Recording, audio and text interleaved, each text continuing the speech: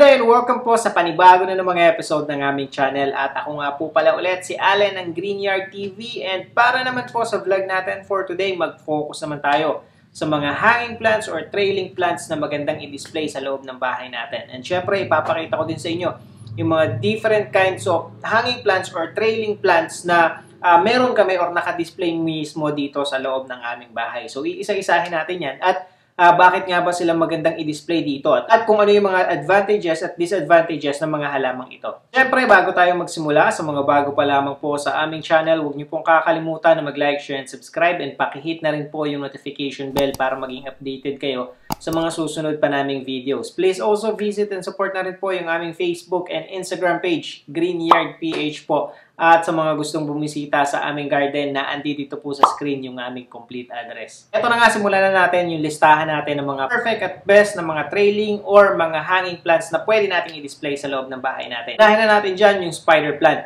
Etong spider plant is one of the easiest na house plant na pwede nating alagaan. Low maintenance lamang itong halaman na ito. Kasi siya sa pinakamagandang air purifier na halaman na pwede kayong magkaroon or pwede nyong ilagay sa loob ng bahay ninyo. And at the same time kasi, ito kasi very, sabihin natin, common siya, pero at the same time kasi may pagka-unique yung ano niya, yung kung paano lumago itong mga spider plant. Dahil na rin mas makapal, mas malago, mas maganda na i-display ito.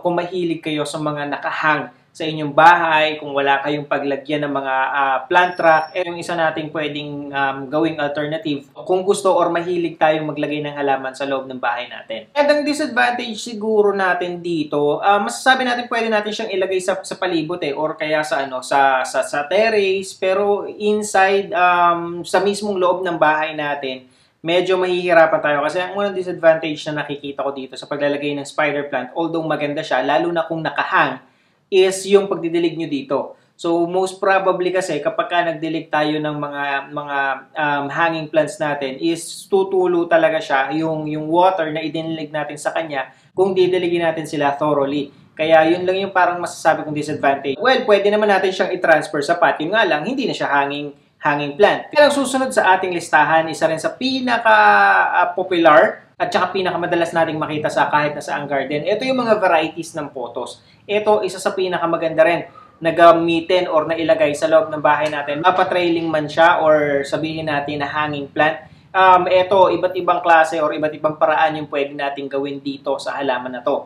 Katulad ng meron kami or ipapakita ko sa inyo. Una, kung halimbawa medyo okay naman or malaki naman yung space ninyo, pwede nyo siyang ilagay sa much bigger pot katulad ng meron kami dito. Ito yung aming marble queen na kita nyo naman sobrang lush. Nakikita nyo naman ito, trailing talaga siya at sobrang kapal and sobrang lush na. And yun, hindi naman siya kakain ng space. Hindi siya masyadong kakain ng space dahil na rin mag-aano lang siya, maglalaro lang siya or gagapang lang naman siya doon sa mismong pole na inilagay nyo sa kanila. Yan, pagka na-reach nyo na yung pinakataas ng pole, pwede nyo siyang pagapangin ulit pababa at makakadagdag or mas makakapagpakapal ito sa kanya.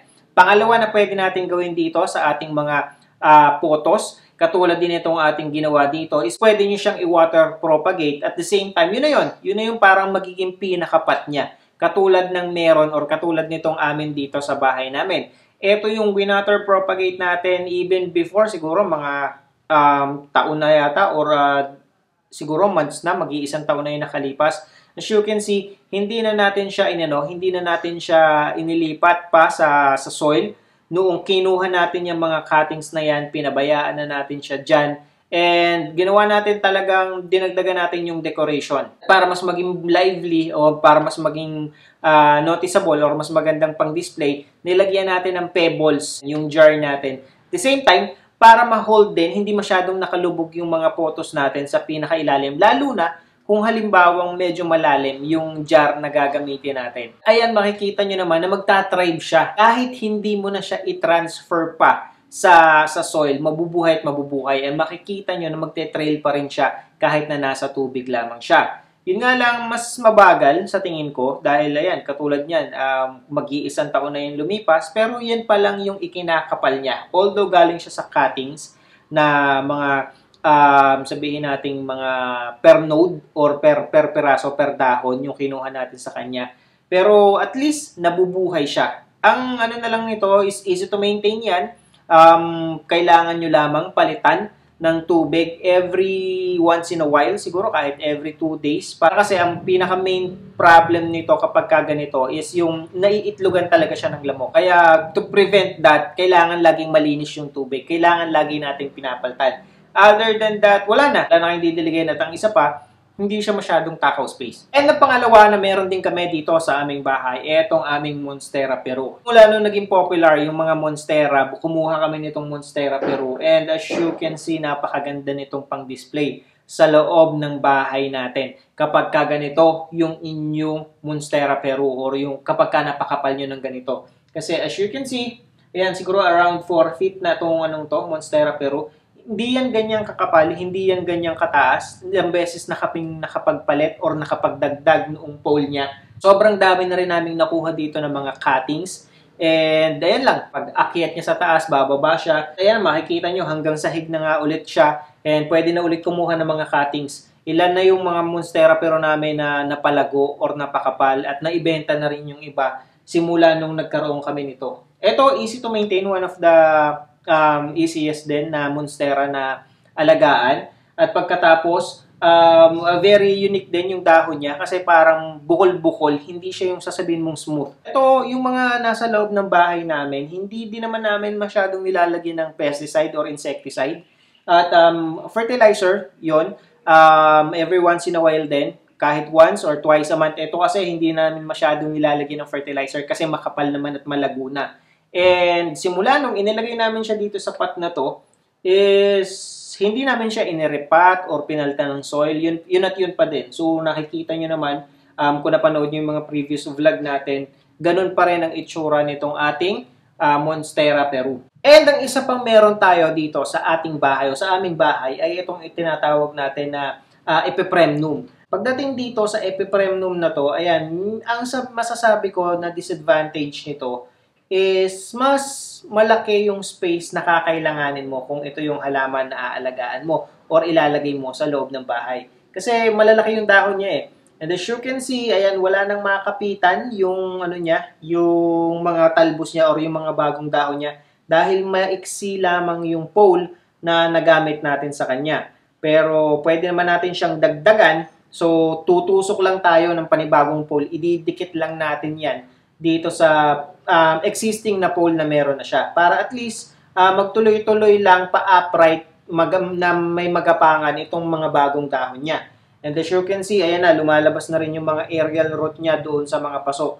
Yan yung isang disadvantage kasi kapag nakahagip yan ng wall at hindi nyo masyadong nanonotice, ay ayun nga, didikit na siya sa wall and maaaring makasira ng pintura. And lalo na kapag ganito yung epi ninyo, kailangan mas maliwanag or mas, kung halimbawa variegated yung inyong mga epi or yung mga halaman ninyo, mas maganda kung maliwanag yung paglalagyan natin sa kanya para at least hindi mawala yung variegation na meron sa mga dahon niya. Kasi yan nga, para kasing pagka nawala yung variegation, yung kasi magdadala talaga dito sa halaman na to eh. So ito lang yung mga dapat tandaan, pero the rest, madali siyang alagaan totally. Isa pa, sa pinaka-popular at pinaka-maganda na ilagay sa loob ng bahay natin ng mga trailing plants o kaya itong mga hanging plants ay itong mga Philodendron Brazil or itong mga heart-shaped philodendron kung tawagin. Tatlong klase ito na meron tayo dito, yung heart leaf philodendron na to. Yung lemon lime, tapos itong Brazil, pagkatapos itong heart-shaped na common.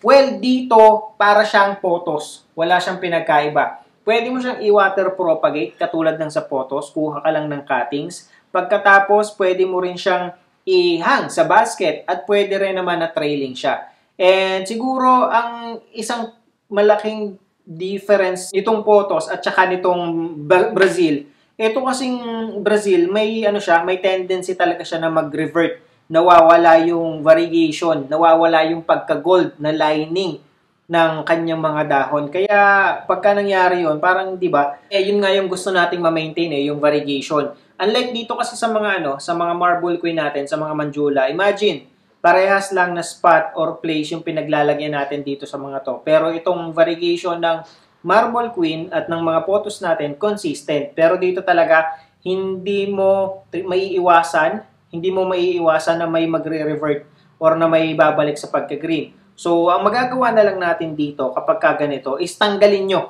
yung dahon na wala ng variegation para yung mga susunod na mga talbos niya or dahon niya ay ma-maintain niya or magkaroon pa rin ng variegation. So, yun yung isa sa pinaka-importante nating gagawin. Kasi kapag hinayaan nyo lamang yan, eventually, lahat ng dahon yan, yung mga bagong sisibol, wala ng variegation. Para ma-maintain natin, i-remove lang natin yung nag-revert na dahon. Pero yun nga, pwede siya ng trailing, pwede siya ng nakahanging, at pwede rin siyang naka-water propagate. Depende na lamang sa inyo. Pero personally, ang pinakamaganda para sa akin itong lemon lime. Kasi dito sa lemon lime, hindi siya nagre-revert, hindi siya bumabalik dun sa pagka-green. Kaya mas okay siya kung para sa akin kung i-compare sa Brazil. Tapos may mga may mga pagkakataon na nagkakaroon ng shade ng green itong mga lemon lime na ito. And as you can see, ito kasing itong lemon lime namin, dati nasa may terrace din namin to. Since wala na masyadong space, inilipat ko dito sa parang may sa greenhouse namin, dito sa wall namin. Nilagay ko siya sa may table at ayan, nakikita nyo na gumagapang na siya pataas doon sa wall. So, mas maganda sana, di ba, kung yung buong wall mo is punong-puno ng mga trailing. Napakadali ring alagaan, easy to maintain, and yun, walang pinagkaiba yan sa photos. And ang susunod naman sa listahan natin, hindi rin pwedeng mawala itong ating mga Monstera Adansonii. Pagdating dito sa Adansonii, siya sa pinakamagandang Monstera. Katulad na lang nitong Monstera Peru. Ang isang maganda kasi sa kanila, itong Adansonii at saka itong Peru, hindi siya takaw space. Kadalasan, kung nasasaan lamang yung pole niya, doon lamang talaga naglalaro yung mga dahon niya. Doon lamang siya kumakapal, doon lamang siya lumalago.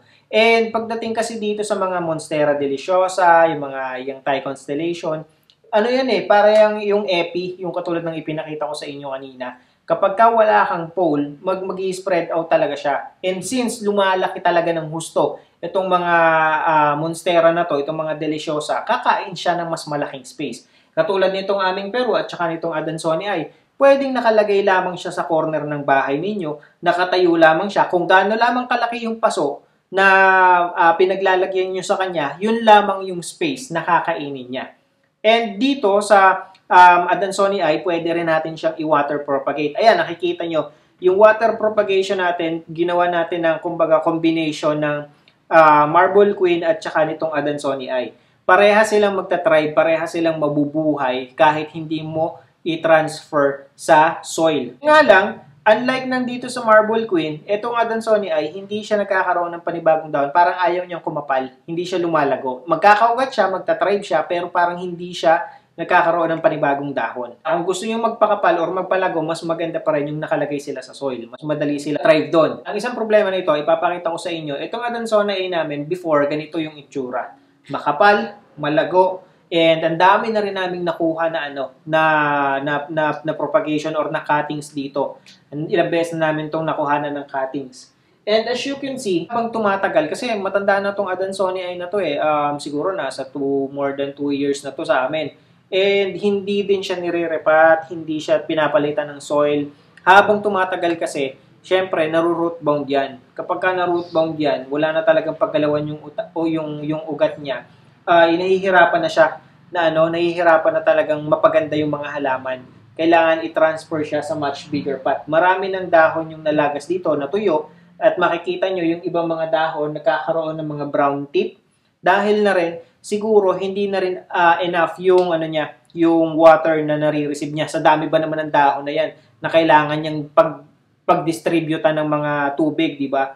And yun, pag dinilig mo kasi siya, siguro more on root na compare dun sa soil. Kaya kahit diligan mo siya ng sabihin mong madami, hindi na enough yung na-absorb ng ugat na water para masupplyan yung lahat ng dahon na meron siya. But still, thriving pa din. Ayan, makikita nyo naman na nilagyan natin ng mga fertilizer. Naglalagay kami dyan ng complete at saka naglalagay din kami dyan ng yung Osmocote. Ang susunod naman sa ating listahan, ito one of my favorite din pagdating dito sa mga trailing plant dahil na rin doon sa shape ng dahon niya at pati na rin doon sa kulay niya. Ito yung tinatawag natin na Hoya, Heartleaf Hoya. Itong Heartleaf Hoya ay medyo may pagka-slow grower kasi katulad niyan, Taon na rin tong Hoya natin dito. Nagsimula siya sa sabihin na nating mga ilan, 6 na dahon. Ayun, eto pa lang siya. Although kumapal na siya, lumago na siya, napabayaan na nga din namin siya na gumapang dito sa veranda. Lumampas na siya dun sa pole, nabali na nga yung pole. Yun yung isa pa na sabihin na nating disadvantage.